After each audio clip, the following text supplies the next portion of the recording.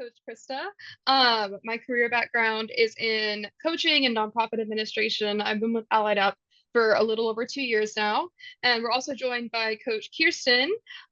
She's been with us for about a year and a half, although it feels like so much longer. And her career background is in education and recruiting. If some of you have been on our webinars before, you might notice that Coach Francisco is not with us. He is out today. So it's just going to be us two taking you through it. All right. So before we can talk about the job offer, we have to talk about where the job offer starts being created, I guess you would say, which is in the interview. So there's a lot that you can do during the interview to prepare and ensure that you will or have a good chance of getting an offer. So when you're at an interview, you're preparing for an interview, you should focus on these 3 areas or these 4 areas. One is going to be the interview logistics. So familiarizing yourself with the interview details, including the location, if it's on site, what your commute would look like, and then, how much time you would need to provide extra for yourself in the event that traffic comes up, and ideally arriving there early. Or if it's a virtual interview, you might look to prepare with technology requirements, making sure, Zoom is working on your computer, that, your background is clear, that people can hear you, your camera is working, and that sort of thing. And you should also log in early to those Zoom interviews as well. And then attire. So choosing the appropriate attire for the interview setting, on-site or virtual, either way. A good way to do it is any sort of interview attire that's, simple, professional, think classic interview, neutral colors, not a lot of patterns, light makeup. This is all great for going to an interview. In allied healthcare, there are times when scrubs are, you're allowed to come to an interview in scrubs or show up online to an interview in scrubs. Just make sure if you do that it's typically for a patient front role, and that you are making sure that you are clean, that, there's no wrinkles in your scrubs, that, your hair and makeup is organized. You really just want to look clean and put together. The third area of readiness is going to be research, and this is a big one. Don't skip this step. So thoroughly researching the company's background, their values, and their missions, industry trends, what they've been up to. And then, of course, studying that job description for the role you applied for. That's extremely important that you know what the interviewer might, that's kind of going to tell you what the interviewer might ask you in the interview, and what you need to be knowledgeable on before heading into that interview. And then we have questions. So I really want to focus, the research is going to fuel your questions. So, the first thing you want to do is make sure that you're prepared for questions that they might ask you. So using research like Glassdoor, or just looking at other entry-level interview questions that are asked for your specialty online, and practicing those responses is really going to help you out, especially situational interview questions where they're asking you, tell me about a time when you worked with a difficult patient, and that sort of thing. Writing down your response, getting all your thoughts in order, and then turning that into some bullet points so you know what to talk on, and you're not, trying to recall the entire paragraph you prepared by memory, will definitely help you out in responding to those interview questions. Also, what questions are you going to ask them? They're interviewing you, but you're also interviewing them. You're interviewing to find out what the company culture is like, what the growth opportunities are like. So preparing a list of questions about culture, what a day-to-day, professional development, and career growth are all really great questions to ask. And we're going to dive into that a little bit more in a couple slides. So make sure before you get to that interview that you have researched the name of the facility that you're going to be at specifically. So if it's, Kaiser and you're going to be interviewing for a specific Kaiser clinic, get familiar with that. Also, if there's any news articles that have been posted recently about that company, that way you can keep up to date with, what their efforts are, and what they're doing in the community. Hiring manager, you might not always know who is going to be interviewing you. Typically, it will be the hiring manager, but that could be an HR representative, that could be a recruiter, or a department manager that you would answer to in your direct role.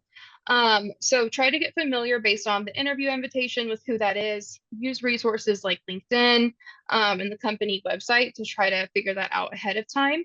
That way you can learn what is their career background and what kind of questions can you ask them.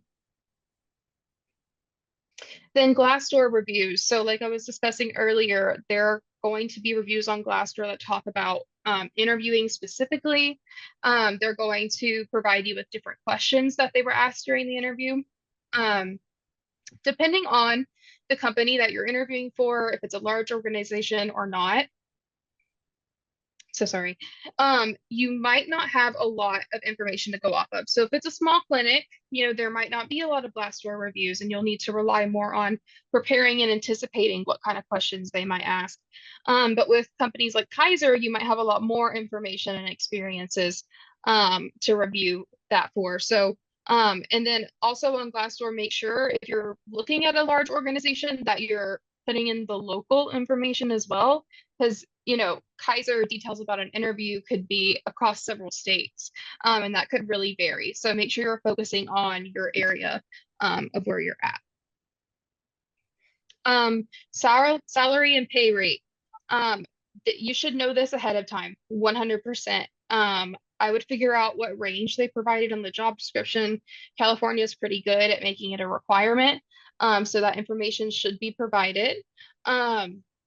You never want to go into an interview without knowing this, because if you go into an interview and they ask you how much you want to make, especially if you're in an entry level role and you say something that's above the range and they end up passing on you because of that, or you say something really below the range and they end up giving you that lower range when you could have made something more in the middle. So if they ask you what kind of salary you're expecting, always say the range that was provided on the job description,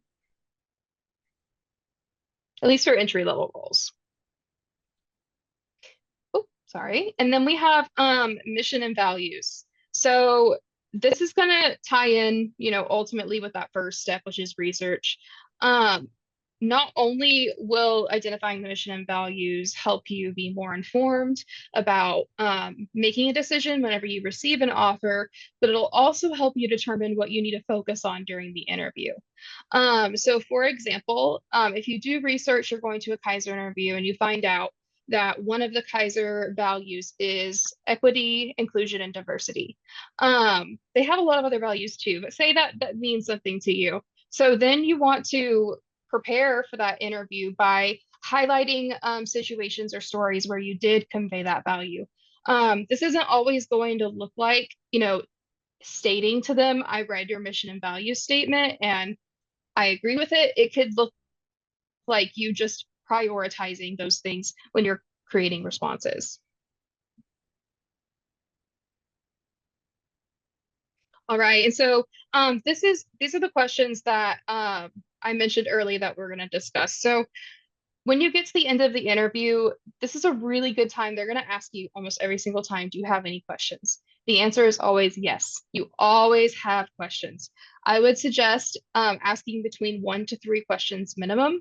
This shows that you're engaged and that you're interested in the role and that you've done the research to really consider working there. So some questions that you might ask at the interview could be, what does a typical day look like for someone in this position? What kind of training or onboarding process does the company have to provide for new hires? Are there opportunities for professional development? What are recent accomplishments from this organization? How is success measured? So you know kind of what to expect in terms of what will be expected of you. And then you can always ask, what has the interviewer, what has your experience been with this company or with professional growth within this company or culture? As always, prepare these questions, but if you're in an interview and a question comes up, throughout the process, definitely try to notate that down if you have a pen and paper in front of you. That way you can ask at the end. Because then it shows that you're asking questions relevant to the conversation and it all just flows. A question that you are always going to ask at the end of an interview is, When will you hear back about next steps? And what is their contact information if you don't already have it? Um, Asking about next steps is great because when you leave an interview, if you don't have that timeline, you don't know when to follow up. You don't know when to expect. They might just never get back to you, sort of thing. And then the contact information is important, not only because then you have um, an email address that you can reach out to and send a thank you note, but you can also follow up if they don't contact you within that time range provided and kind of keep you at the forefront of their mind when considering candidates for the role. All right, I'm going to pass it over to Coach Kirsten to talk about offer. All right, thank you, Christa.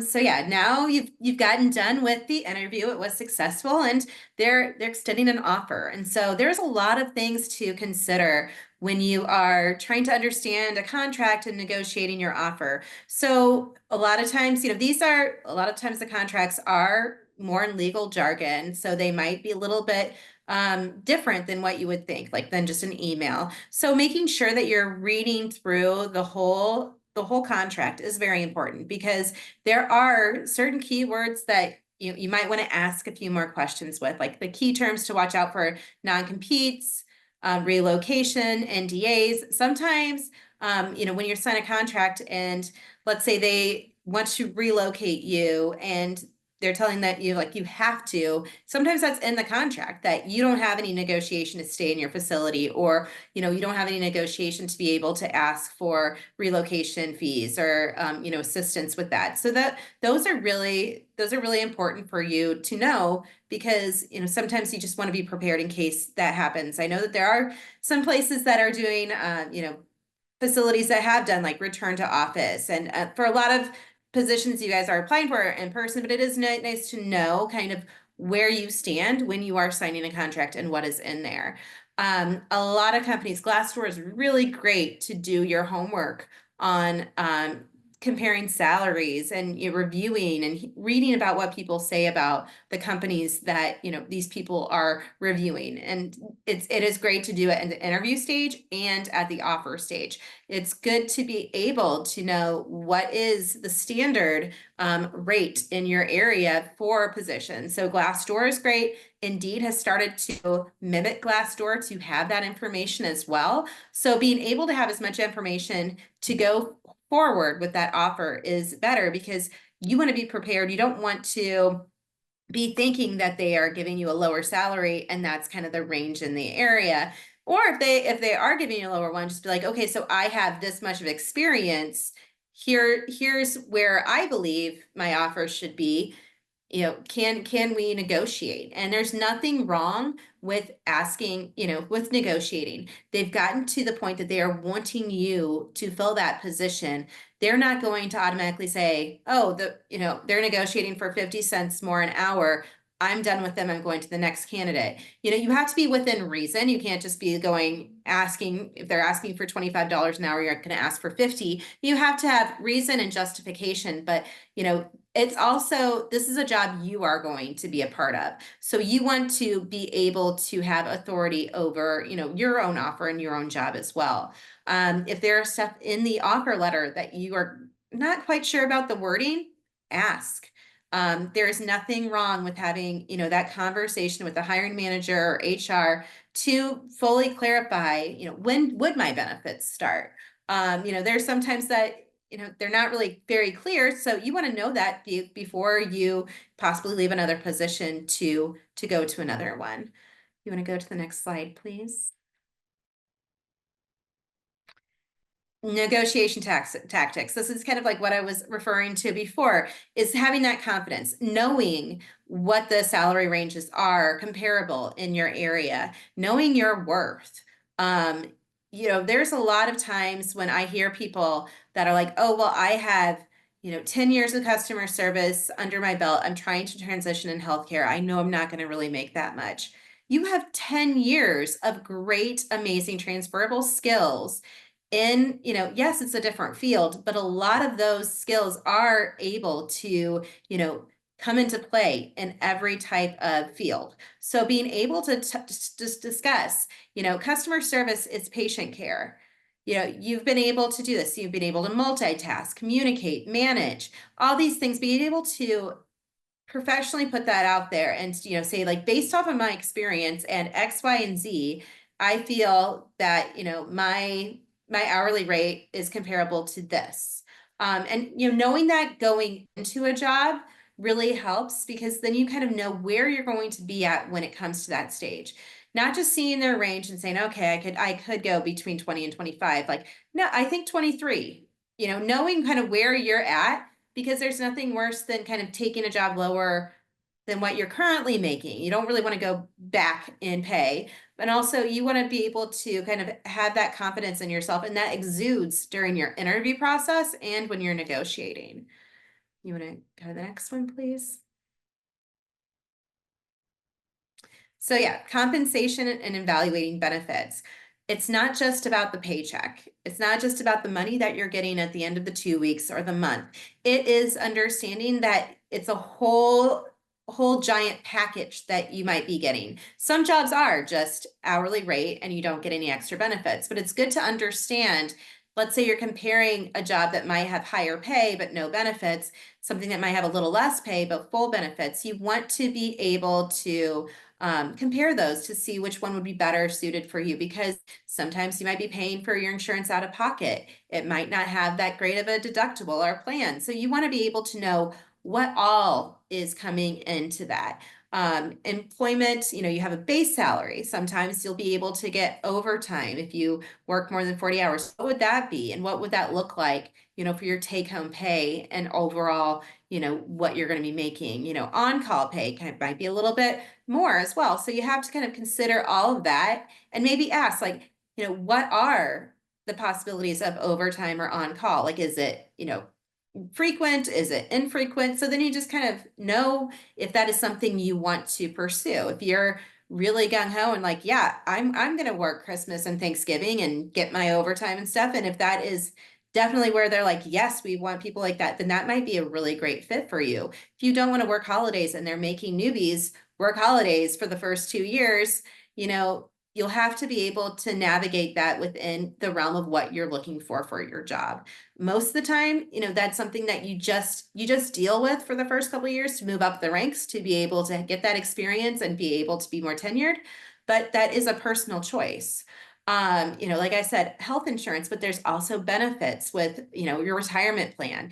Some places give a certain percentage into your retirement plan that helps you for, when you want to retire. Sometimes they match what you put in. So that's something that you would have to kind of figure out.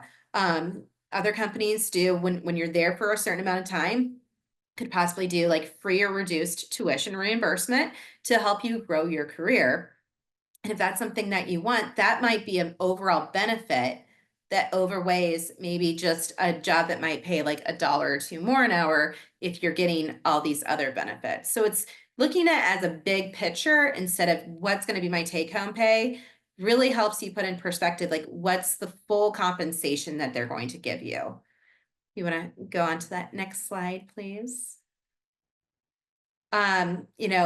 Making sure that this matches what you can do and what matches like what you are looking for. I get it. Sometimes, you might not read the full job description. It might just say medical assistant. I'm a medical assistant. Yep, I'm going to apply. But you really want to make sure that, the background that you have is going to match that job. There's nothing worse than feeling completely overwhelmed and underqualified for a job and trying to scramble to learn. Yeah, most people can do it, but you just have to make sure if that's something that you want to go down. Making sure, like if they're saying that you have to be completely trained on a certain type of software and you don't have that, maybe before applying for that job, looking into that software and seeing like how quickly you could possibly learn it, because some people are really tech savvy, some aren't. So those are things you need to contemplate. Also kind of like what I said before, you can counter offer when you take a job. They offer you $20 an hour.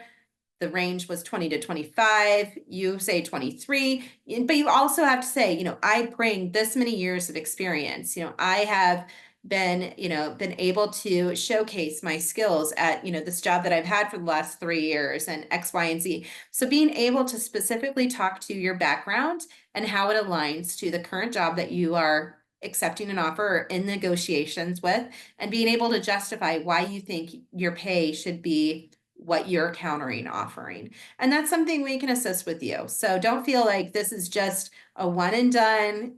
You're only getting this information now. We're your coaches. We can coach you through this. We're just making sure that you understand that these are a part of your career journey, and these are options to you that you have ownership over negotiating if you want to be there.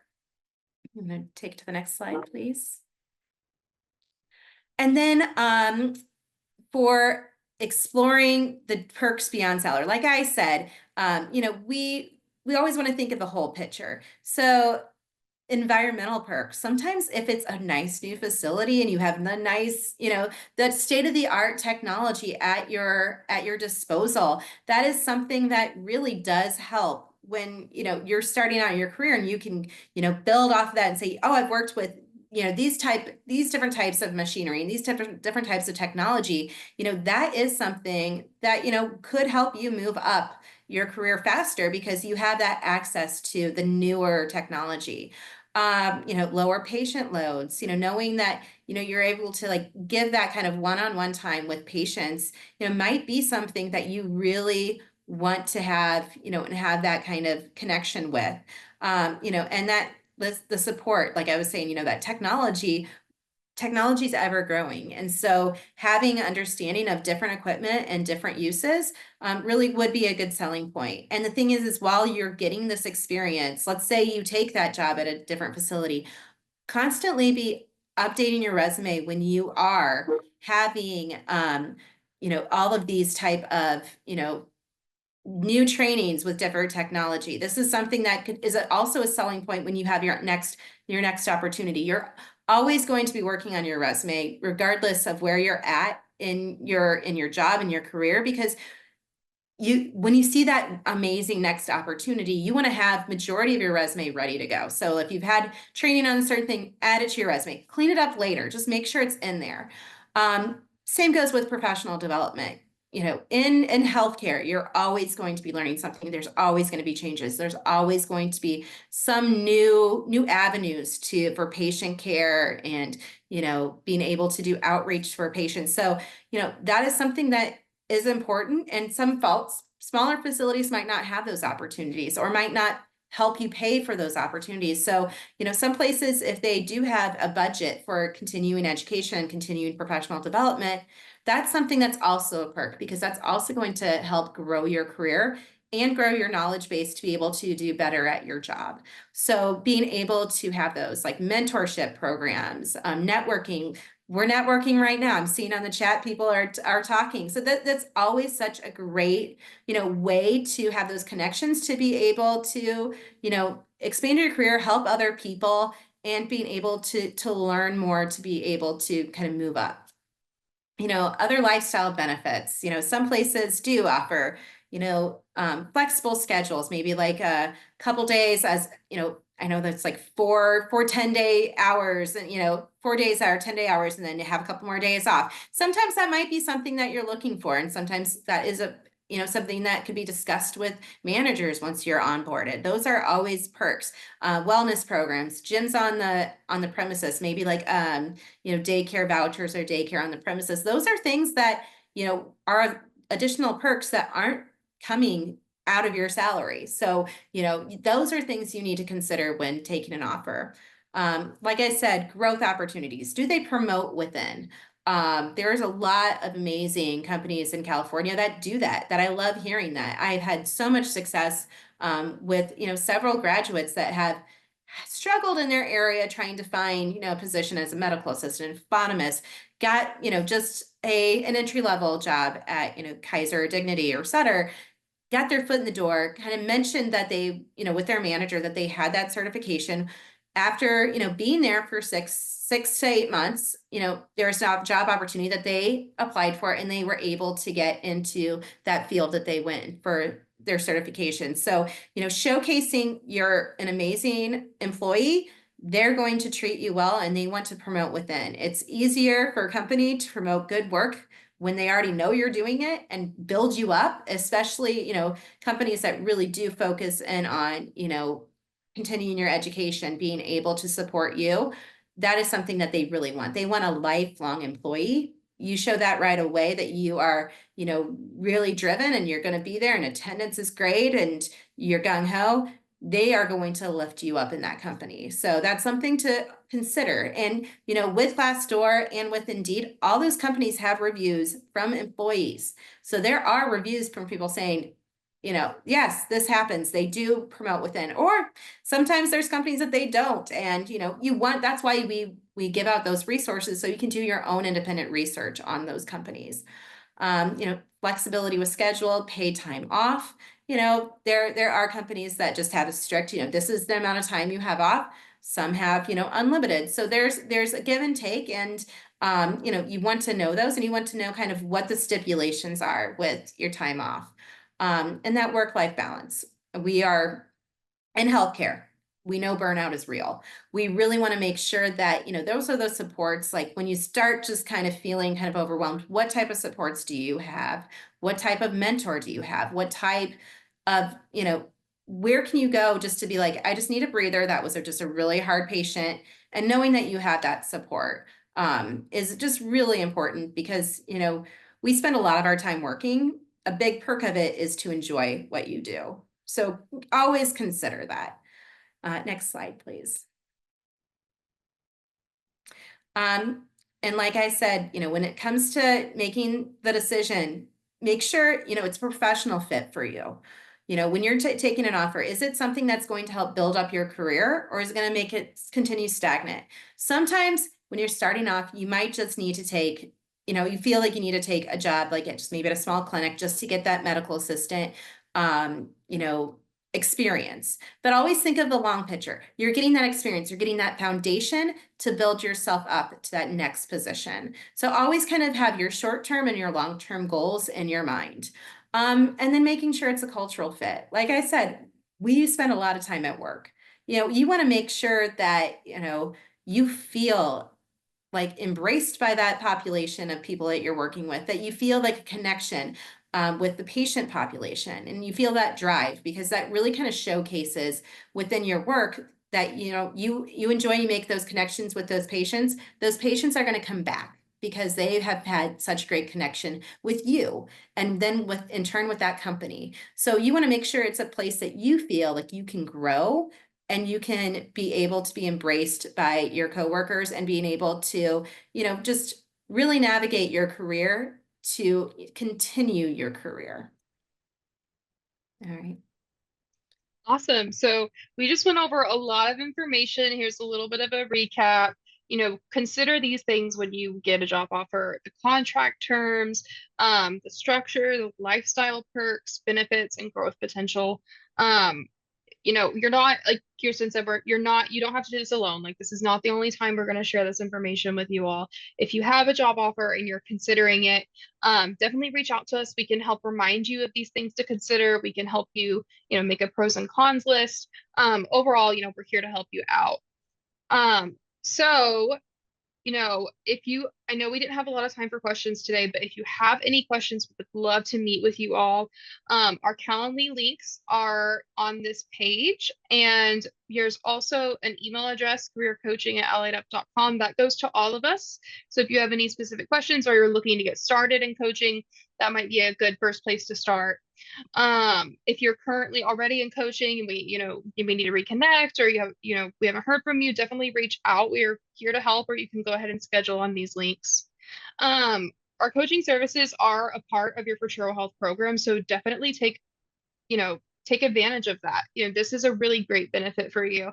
We've helped over 300 Futuro Health grads land so far, and we're really looking forward to helping you all as well.